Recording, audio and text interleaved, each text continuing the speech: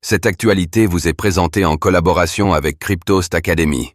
Ayez un temps d'avance sur le marché crypto en rejoignant notre communauté premium. Ripple passe à l'offensive après que la SEC ait fait appel de la décision de justice formulée à son encontre. L'affaire opposant la Securities and Exchange Commission, SEC, à Ripple semble loin d'être terminée.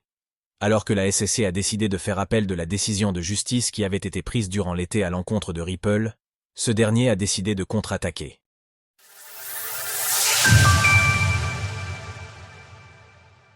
La SEC fait appel, Ripple contre-attaque dans la foulée. Nouveau rebondissement dans l'affaire opposant la Securities and Exchange Commission, SEC, à Ripple.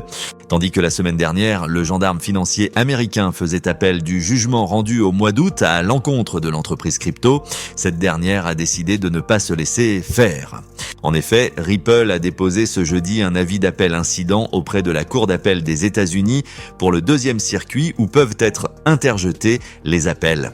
L'avis d'appel incident peut être formulé par un intimé si l'entité contre qui il est opposé décide de faire appel d'une décision de justice à son encontre. De cette manière, il peut faire valoir ses propres prétentions et potentiellement obtenir un jugement qui lui est plus favorable que celle rendue en première instance. Sur X, Stuart Alderoty, directeur juridique de Ripple, a commenté l'action intentée par le groupe. La SEC a perdu sur tous les points clés, c'est pourquoi elle a fait appel.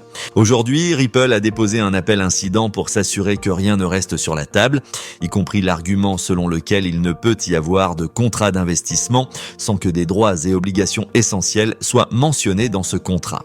Une affaire qui dure depuis près de 4 ans. En 2020, la Securities and Exchange Commission portait plainte contre Ripple, l'accusant d'avoir obtenu 1,3 milliard de dollars grâce à la vente de Ripple, qui selon l'agence n'était pas enregistrée. Après plusieurs années de procédure, la SEC a connu 2 revers dans le cadre de cette affaire.